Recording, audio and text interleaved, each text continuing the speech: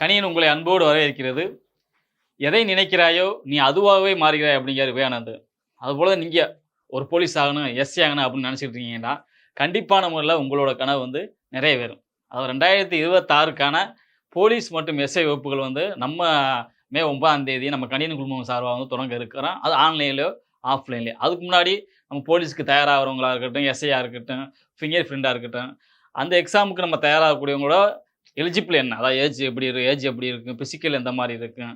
Qualification என்ன? அப்படிங்கிறத புதுசா இந்த துறைக்கு வரக்கூடியவங்க, படிக்க வரணுங்கிறவங்க தெரிஞ்சுக்கணும் அப்படிங்கிறதுக்காண்டி தான் இந்த வீடியோ. பெரும்பாலும் நீங்க காமனாவே ஒரு போலீஸ் அப்படிங்கிற ஒரு எக்ஸாமுக்கு அப்ளை பண்ணணும் அப்படின்றாலே, போலீஸுக்கு அப்ளை பண்ணாலே உங்களோட ஃபர்ஸ்ட் குவாலிஃபிகேஷன் 10th பாஸ் பண்ணியிருக்கணும். மிச்சம் நீங்க எஸ்ஐ, ஃபிங்கர் பிரிண்ட் எஸ்ஐ அப்படின்னு போகும்போது நீங்க டிகிரி முடிச்சிருந்திருக்கணும். அப்போ முதல் ஏஜ் குவாலிஃபிகேஷன் போலீஸுக்கு 10th. உங்களுக்கு எஸ்ஐயோ இல்லை அதுக்கு மேலே போனீங்கன்னா டிகிரி முடிச்சிருந்துருக்கணும். அப்போ அது உங்களுக்கு இப்போ அது போலீஸாக இருக்கட்டும், எஸ்ஐயா இருக்கட்டும், அதுக்கு உங்களுக்கு ஏஜ் எலிஜிபிள் எவ்வளோ? 18 மினிமம் 18 டு மேக்ஸிமம் 28 வயசு வரைக்கும். அது எந்தெந்த வகுப்புன்னு இருக்குன்னு பார்த்தீங்கன்னா, backward class, BC, MBC, DC அப்படிங்கிற ஒரு கம்யூனிட்டிலாம் 28 வயசு வரைக்கும் அப்ளை பண்ணிக்கலாம். இதே எஸ்ஐயா போகும்போது உங்களுக்கு 2 ஏஜ் கூடும். உங்களுக்கு எல்லாமே எக்ஸ்டெண்ட் பண்ணியிருக்காங்க. கொரோனா டயத்தில் ஒரு 2 வருஷம் எக்ஸ்டெண்ட் பண்ணியிருக்காங்க. அதுபோல் எஸ்சி, எஸ்டி அந்த மக்களாக இருந்தீங்கன்னா உங்களுக்கு போலீஸுக்கு நீங்கள் அப்ளை பண்ணுறதா இருந்தால் 31 வயசு வரைக்கும், 18 வயசில் ஸ்டார்ட் பண்ணி 31 வயசு வரைக்கும் உள்ளவங்க இதுக்கு அப்ளை பண்ணிக்கலாம். அப்போ அதே போல் டிரான்ஸ்ஜெண்டர் அவங்க திருநங்கைகளாக இருந்தால் 31 வயசு வரை உள்ளவங்க 18 to 31 வயசு வரைக்கும் உள்ளவங்க அப்ளை பண்ணிக்கலாம். இதே விண்டோஸ் விதவைகளாக இருந்தால் 37 வயது வரைக்கும் உள்ளவங்க இந்த எக்ஸாம் அப்ளை பண்ணிக்கலாம். நம்ம வெறும் ஒவ்வொரு எக்ஸாமுக்கும் ஒவ்வொரு மாதிரியான குவாலிஃபிகேஷன் இருக்குது. இப்போ நமக்கு கவர்மெண்ட்டு ஒவ்வொருத்தருக்குமே பார்த்தீங்கன்னா ரிசர்வேஷன் கொடுக்காங்க. இப்போ டோட்டலாக இப்போ உங்களுக்கு ஒரு 10,000 வேக்கண்ட் இருக்குன்னா, அந்த வேக்கண்ட்டு காமனாக எவ்வளவு, ஒவ்வொரு கேஸ்ட்டுக்கும் எவ்வளவு அப்படிங்கிறது ஒவ்வொன்றிலையும் இருக்கக்கூடியது.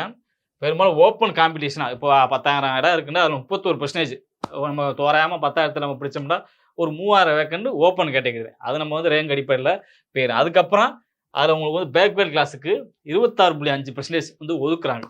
அது இப்போ 10,000ல் ஒரு 26 அப்படிங்கும்போது உங்களுக்கு தோராயமாக ஒரு 2,000, ஒரு 2,600 கிடைக்க ஒரு போஸ்டிங் பிசி கம்யூனிட்டி மட்டும் எத்தனை பேர் அப்ளை பண்ணுறாங்களோ அவங்களுக்குள்ள அந்த போட்டி இருக்குது. அதே போல் பேக்வேர்ட் கிளாஸ் முஸ்லீம்களுக்கு 3.5. அப்போ நமக்கு ஒரு 10,000ல் ஒரு 3.5ங்கும் போது ஒரு 300, 305 அந்த கேட்டகரியில் அதுக்கு அந்த முஸ்லீம் மக்கள் மட்டும் போட்டி போடுவாங்க. இதே எம்பிசி, டிசி அந்த மக்கள் பார்த்தீங்கன்னா போடக்கூடிய வேக்கனில் இப்போ 10,000ல் 20% அப்படிங்கும்போது உங்களுக்கு 2,000 வேக்கன் வரும். அந்த 2,000 இந்த கம்யூனிட்டி பீப்புள் மட்டும்தான் போட்டி போடுவாங்க. செட்டில் கேஸ்ட் அவங்களுக்கு பார்த்தீங்கன்னா ஒரு 10,000 வேக்கன் போட்டிருக்காங்கன்னா அதில் 15%ங்கும் போது உங்களுக்கு 1000, 1,500 போஸ்டிங்கு அந்த மக்கள் அப்ளை பண்ணுறவங்க அவங்களுக்கான போட்டியாக இருக்குது. எஸ்டி கேஸ்ட் அருந்ததியர்களுக்கு 3%. உங்களுக்கு செட்டில் திருப்பி பழங்குடியின மக்களுக்கு 1%. இப்போ 1% அப்படிங்கும்போது எவ்வளோ இருக்கும்? இப்போ 10,000 வேக்கண்ட் ஒரேமாக போடும்போது 1% 100 வேக்கண்ட். அப்போ அந்த 100 வேக்கண்ட் ஒட்டுமொத்தமாக தமிழ்நாட்டில் எவ்வளோ பழங்குடியினெலாம் அப்ளை பண்ணுறாங்களோ அந்த 1% அவங்களுக்குள்ள அந்த போட்டி இருக்குது. அப்போ இப்படி ரிசர்வேஷனை கவர்மெண்ட்டு எல்லாத்துக்கும் போய் சேரணும் அப்படிங்கிறத நடைமுறைப்படுத்தியிருக்காங்க. இப்போ நமக்கு அதே போல் ஸ்பெஷலாக இதில் என்னென்னா ஃபிசிக்கல் ரீதியாக நீங்கள் நல்லா ஃபிட்டாக இருக்கீங்க. வெறும் ஃபிட்டு மட்டும் இல்லை. இப்போ நீங்கள் காலேஜ் முடிச்சிருப்பீங்க. காலேஜில் உங்களுக்கு யூனிவர்சிட்டி லெவலில் வின்னரோ ரன்னரோ சர்டிஃபிகேட் இருக்குது. இல்லை நேஷனல் லெவலில் வின்னர் ரன்னர் சர்டிஃபிகேட் இருக்குது. யூனிவர்சிட்டி அந்த மாதிரி இருக்கும் பட்சத்தில் உங்களுக்கு இங்கே எஸ்ஐயா இருக்கட்டும், பிசியாக இருக்கட்டும், அதில் முன்னுரிமை இருக்குது. உங்களுக்கு ஸ்பெஷல் மார்க் அதில் இருக்குது. அதை ஃபார்ம் 1 அப்படிங்காங்க. ஃபார்ம் 1 அப்படிங்கிறது நேஷனல் ஃபெடரேஷன். அதாவது உங்களுக்கு தேசிய அளவில் விளையாட்டுகளில் நீங்கள் வின்னராகவோ ரன்னராகவோ வந்தீங்கன்னா உங்களுக்கு ஃபார்ம் 1 அப்படிங்கிறத ஸ்போர்ட்ஸ் கோட்டாவில் அப்ளை பண்ணிக்கலாம். ஃபார்ம் 2 அப்படிங்கிறது பார்த்தீங்கன்னா அதே நேஷனல் ஃபெடரேஷனில் தமிழ்நாடு அளவில் இருக்கும். நீங்கள் ஏதாவது வின்னரோ ரன்னரோ வச்சுருந்தீங்கன்னா நீங்கள் அப்ளை பண்ணிக்கலாம். அது ஃபார்ம் 3 அப்படிங்கிறது நம்ம உள்ளக்குள்ளே தமிழ்நாட்டுக்குள்ளே உள்ள எல்லா யூனிவர்சிட்டிலையுமே நீங்கள் வின்னர் ரன்னர் அந்த மாதிரி சர்டிஃபிகேட் இருந்துச்சுன்னா ஃபார்ம் 3க்கு அப்ளை பண்ணிக்கலாம். பெரும்பாலுமே உங்களுக்கு எந்தெந்த கேம்ஸ்லாம் கொடுத்துருக்காங்கன்னா basketball, football, hockey, volleyball, handball, kabaddi, wrestling, boxing, gymnastics, judo, weightlifting, aquatics, அதாவது ஸ்விம்மிங் பண்ணுறது, அத்லெட்டிக்கு, ரிஃபில்லு, இந்த கிட்டத்தட்ட ஒரு 14 சிலம்பம் அதுக்கு முன்னே உங்களுக்கு விளையாட்டில் இருக்குது. அப்போ நீங்கள் சிலம்பத்தில் கூட ஒரு வின்னரோ ரன்னரோ யூனிவர்சிட்டி அளவில் இருந்தால் கூட உங்களுக்கு ஃபார்ம் 3, ஃபார்ம் 2 யூஸ் பண்ணிக்கலாம்.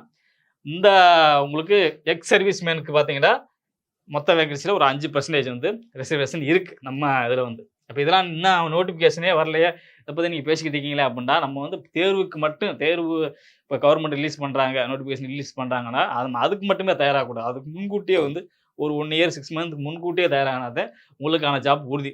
வெறும் கனவுகள் மட்டுமே காந்துக்கிட்டு நம்ம பரீட்சை அன்னைக்கு படிக்கணும், அவங்களுக்கு பரீட்சைக்கு நாளைக்கு பரீட்சைனா இன்னைக்கு படிக்கிற ஆட்களால் ஃபஸ்ட் மார்க் எடுக்க முடியாது. அப்போ முன்கூட்டியே அதுக்கு ஆரம்பத்துலேருந்தே படிக்கிறவங்க மட்டும்தான் பார்த்தீங்கன்னா ஃபஸ்ட் மார்க் எடுக்க முடியும். அப்போ சரி இது டிரான்ஸ்ஜெண்டர். அப்போ டிரான்ஸ்ஜெண்டர் அவங்களுக்கு வந்து ஒவ்வொருத்தருக்கும் கொடுத்துருக்காங்கல்ல. இப்போ மார்க்ஸ் எப்படி இருக்குன்னு பார்த்தீங்கன்னா டோட்டலாகவே உங்களுக்கு வந்து எக்ஸாமில் ரிட்டன் எக்ஸாமில் 70 மார்க்ஸ் இருக்குது உங்களுக்கு. அதில் ஃபிசிக்கலுக்கு ஒரு 24 மார்க் கொடுக்குறாங்க. ஸ்பெஷல் மார்க்காக வந்து உங்களுக்கு ஸ்போர்ட்ஸ் சொன்னோம் பார்த்தீங்களா, அந்த ஸ்போர்ட்ஸுக்கு வந்து 6 மார்க். அப்போ டோட்டலாக 100 மார்க். இதை 100 மார்க்கை கன்வெர்ட் பண்ணி தான் உங்களுக்கு ஓவரால் வரும். அந்த ஓவராலில் உங்களுக்கு வந்து கோட்டாவிலையோ நீங்கள் ஓப்பன் கேட்டகரியிலே வந்துட்டீங்கன்னா உங்களுக்கு ஜாப் பார்த்தீங்கன்னா கன்ஃபார்மாக உண்டு. அப்போ சரி, அப்போ மார்க்கு 70 மார்க்குன்னீங்களே, அந்த மார்க்கு எந்தெந்த மாதிரி கொஸ்டின்லாம் எப்படி இருக்குது அப்படின்னு பார்த்தோம்னா, தமிழ் எலிஜிபிலிட்டி டெஸ்ட்னு இருக்குது. ஃபஸ்ட்டு இதை வந்து பேப்பர் 1 பேப்பர் 2 அப்படின்னு பிரிச்சிருக்காங்க. அதில் Tamil 1 paper 1 Tamil eligibility 8 question இருக்குது, 80 மார்க் உங்களுக்கு. பெரும்பாலும் 40க்கு மேலே எடுத்தாலே பாஸ் அப்படின்றாங்க. இதில் வந்து உங்களுக்கு வந்து காம்படிஷன் கிடையாது. இது ஒரு தமிழ் எலிஜிபிலிட்டினால அப்போ கவர்மெண்ட் வந்து ஒரு 40% 50% அந்த அளவில் இருந்தால் போதும் அப்படிங்கிறத அவங்க வந்து ஃபிக்ஸ் பண்ணியிருப்பாங்க.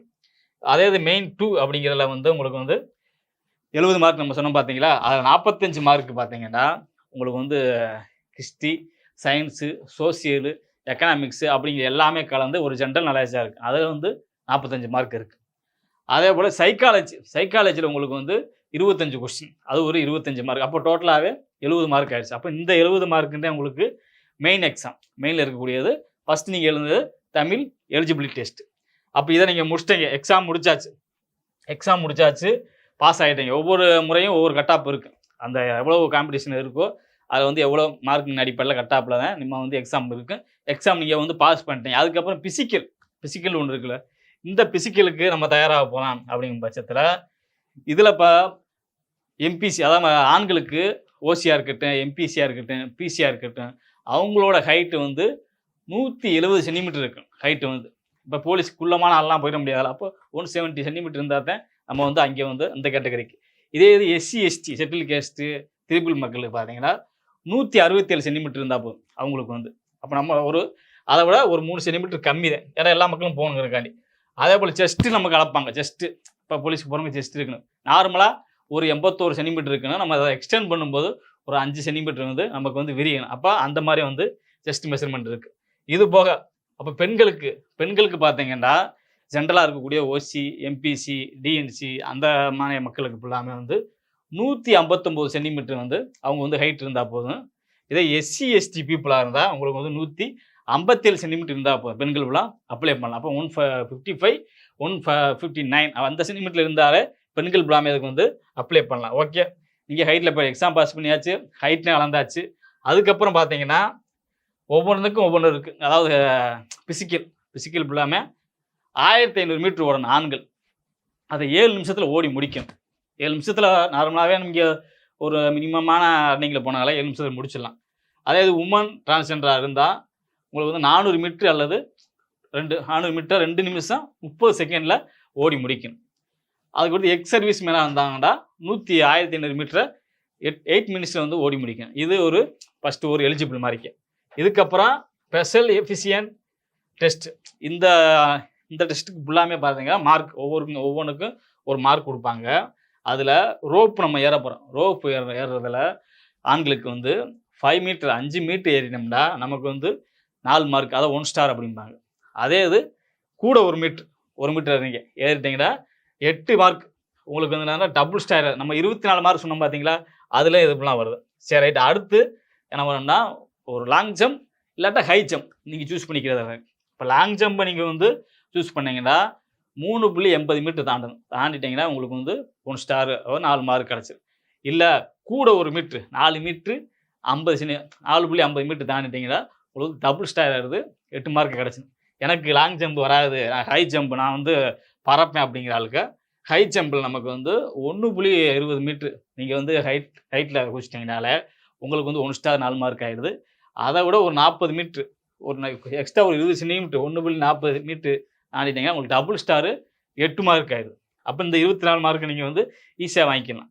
முன்னாடிலாம் அதே போல் 100 மீட்டர் எடுத்துக்கிறேன், அடுத்து வந்து 100 மீட்ரு அல்லது 200 மீட்டர் ரெண்டில் ஏதாவது ஒன்று சூஸ் பண்ணிக்கலாம். 100 மீட்டராக இருந்தால் நீங்கள் பெரும்பாலும் 15 செகண்டில் ஓடி முடிக்கணும். இப்போ சாதாரணமாக உசேன் போல்ட்டே பார்த்தீங்கன்னா 9.58 செகண்டில் ஓடி முடிச்சிருக்காரு, அதாவது இன்னல் வேக மனிதர். இப்போ நம்ம அந்தளவுக்கு போகல, 15 செகண்டில் ஈஸியாக முடிச்சிடலாம். அதே இது டபுள் ஸ்டாராக நீங்கள் அடிக்கலாம் இருந்தால் 13 செகண்டில் ஓடிட்டிங்கன்னா உங்களுக்கு வந்து டபுள் ஸ்டார் 8 மார்க் ஆயிடுது. இல்லை எனக்கு 100 மீட்டர் ஓடணும், 400 மீட்ரு அப்படின்னு நீங்கள் சூஸ் பண்ணுறதா இருந்தால் அதை பார்த்தீங்கன்னா 80 செகண்டில் ஓடி முடிக்கணும். டபுள் ஸ்டார் அடிக்கிறதா இருந்தால் 70 செகண்டில் ஓடி முடிச்சிங்கன்னா உங்களுக்கு வந்து டபுள் ஸ்டார். அப்போ இந்த பிசிக்கலாக முடிச்சாச்சு. ஓகே, இந்த எக்ஸாம் முன்னாடி எடுத்தீங்க, பிசிக்கல் நல்லா எழுதியாச்சு. இதுக்கப்புறம் என்ன நடக்குன்னா ஓவராலாகவே நம்ம உங்களுக்கு எல்லாத்துக்குமே பெரும்பாலும் ஓவரால் மார்க் கட் ஆஃபாக விடுவாங்க. நீங்கள் பிசிக்கல் எடுத்து இந்த 24 கன்வெர்ட் பண்ணி முன்னாடியே நீங்கள் எக்ஸாமில் எழுதின அந்த மார்க்கையும் ஓவரால் பண்ணி உங்களுக்கு ஓவரால் விடும்போது அதில் உங்களுக்கு எவ்வளவுக்கு கோட்டா ரிசர்வேஷனில் வர்றீங்களோ அதன்படி உங்களுக்கு வேலை இருக்குது. அதுக்கப்புறம் பார்த்தோம்னா மெடிக்கல் மட்டும் நடக்கும். மெடிக்கல் செக்கப் மட்டும் நடக்கும். ஓரளவு இதுக்குள்ளே வந்துட்டாங்களே நீங்கள் வந்து 95.5% உள்ளே போன மாதிரி தான். மெடிக்கல் உங்களுக்கு ஈஸியாகத்தே இருக்குது. அப்புறம் மெடிக்கல் முடிக்க வேண்டிய இதே சரி ரைட்டு. பெண்களுக்கு எப்படி இருக்குன்னு கேட்கலாம். பெண்களுக்கு வந்து கிளிம்பிங் உங்களுக்கு மேலே ஏறுறதோ இல்லை கயிறு ஏறுறது கிடையாது. அவங்களுக்கு லாங் ஜம்ப் இருக்குது. லாங் ஜம்ப் 3 மீட்டர் தாண்டினா அவங்களுக்கு வந்து 1 ஸ்டார் கிடைக்குது, 4 மார்க். அதே 3.75 மீட்டர் போயிட்டாங்கனால டபுள் ஸ்டார் ஆகிடுது, 8 மார்க் அவங்களுக்கு வந்து கிடச்சிது. இல்லை அதுக்கப்புறம் நம்ம என்ன செய்யணும்னா ஷார்ட் புட், ஒன்று ஷார்ட் புட்டாக போட வேண்டியது, இல்லை வந்து கிரிக்கெட் பாலாக த்ரோ பண்ணுறது. ஆமாம், ஷார்ட் புட்டில் அவங்க வந்து 4.25 மீட்ரு தூக்கி போட்டாலே 1 ஸ்டார் ஆகிடுது. இல்லை 5 மீட்டராக போட்டால் டபுள் ஸ்டார் ஆகிடுது. அப்போ அதை ஈஸியாக எடுத்துக்கலாம். இல்லை கிரிக்கெட் பால் நான் எடுத்து வீச போனேன் அப்படின்னா நீங்கள் தூக்கி வீசுறது 17 மீட்ரு போனால் உங்களுக்கு 4 மார்க்கு. அதை விட 24 மீட்ரு தூக்கி போட்டிங்கன்னா உங்களுக்கு வந்து டபுள் ஸ்டாரு 8 மார்க் ஆகிடுதுங்க. அதில் பெண்களுக்கு வந்து ஆண்களுக்கு நம்ம பார்த்தா 100 மீட்ரு 400 மீட்டர்னு பார்த்தோம். இங்கே 100 மீட்ரு 200 மீட்ரு சாய்ஸ் கொடுத்துருக்காங்க. 100 மீட்டராக இருந்தால் 17.50 செகண்டில் முடித்தா 1 ஸ்டார் ஆகிடுது. இல்லை நான் டபுள் ஸ்டார் அடிக்க போகிறேன் அப்படின்னா 15.50 செகண்டில் முடிச்சிட்டா டபுள் ஸ்டார் ஆகிடுது. அப்போ 200 மீட்ரு எடுத்துக்கிறேன், அதை விட்டுட்டு வேணாம் எனக்கு 100 மீட்ரு ஓட முடியாது, நான் 200 மீட்ரு எடுத்துக்கிறேன் அப்படின்னா 38 செகண்டில் முடிச்சா உங்களுக்கு 1 மார்க்கு, அதாவது 1 ஸ்டாரு. 33 செகண்டில் முடிச்சிட்டிங்களா உங்களுக்கு வந்து 2 ஸ்டார் ஆகிடுது, 8 மார்க் ஆகிடுது. நீங்கள் சேஃபாக வந்து உட்காந்துடலாம். ரைட். அப்போ பிசிக்கலுக்கு உங்களுக்கு முக்கியம். அதாவது யூனிஃபார்ம் சர்வீஸில் பொறுத்த வரைக்கும் வெறும் மைண்டு மட்டும் தேவையில்லை, உங்களுக்கு பிசிக்கல்டியாக அந்த 24 மார்க்கு ரொம்ப இம்பார்ட்டன்ட். அப்போ அதுக்கு உங்களுக்கு வந்து நம்ம அகாடமியில் வந்து உங்களுக்கு அக்கமடேஷன் ப்ளஸ் எல்லாமே உண்டு. இந்த இப்போ மே 9ஆம் தேதி நடக்கக்கூடிய கோர்ஸில் நீங்கள் ஜாயின் பண்ணிட்டீங்கனாலே உங்களுக்கு பார்த்தீங்கன்னா ஒரு டெஸ்ட்டு தனியாக நடந்துடும், கிளாஸ் தனியாக நடந்துடும். இல்லை ஆன்லைனில் தேங்குறவங்களுக்கு ஃபிசிக்கல் வந்து இங்கே வந்து ஃப்ரீயாகவே கொடுத்துறாங்க. அப்போ ஒவ்வொரு ஈவெண்ட்டும் ஒவ்வொரு மாதிரி இருக்கக்கூடியது. எக்ஸர்வீஸ்மேன் பெரும்பாலுமே வந்து நம்ம இதுக்கு வந்து அப்ளை பண்ண மாட்டாங்க. இதுக்கப்புறம் சர்டிஃபிகேட் வெரிஃபிகேஷன், எக்ஸாம் பாஸ் பண்ணிட்டீங்க, மெடிக்கல் உங்களுக்கு சர்டிஃபிகேட் வெரிஃபிகேஷன் தான். ஃபஸ்ட் நீங்கள் வந்து காக்கி சட்டை போட்டு ஒரு சூர்யா மாதிரியோ அவர் சிறுத்தை கார்த்திக் போலையோ அப்படி நீங்கள் வாட்டில் நடமாட வேண்டியது. இது வந்து 1 year member, A certificate, B certificate, அது நெக்ஸ்ட் லெவல் நீங்கள் நம்ம வந்து போய்க்கலாம். அப்போ வந்து வெற்றி வந்து எளிதல்ல, தோல்வி நிலையல்ல. அப்போ வெற்றி வேணும் அப்படின்னாலே நம்ம வந்து நீங்கள் உழைக்க தயாராக இருந்தால் சிலர் உங்களுக்கு உதவ தயாராக இருப்பாங்க அப்படிம்பாங்க. அப்போ நீங்கள் உழைக்காத, நான் போலீஸ் ஆக போனேன், படிக்க போகிறேன் அப்படின்னாலே உங்கள் வீட்டில் ஹெல்ப் பண்ணுவேன். ரைட்டு, மேலே வந்து போய் ஒரு இதில் சேர்த்துணும்ப்பா அப்படிங்கிற இருக்கும்போது இங்கே நம்ம இன்ஸ்டியூட்டில் நடக்கக்கூடிய வகுப்புகள், ஆன்லைன் வகுப்புகளோ இல்லை வந்து நேரடி வகுப்புகளோ நீங்கள் தாராளமாக வந்து கலந்துக்கலாம். மேற்கண்ட தொடர்புக்கு இங்கே கீழே உள்ள நம்பரை வந்து கான்டாக்ட் பண்ணுங்கள். தேங்க்யூ ஃபார் வாட்சிங்.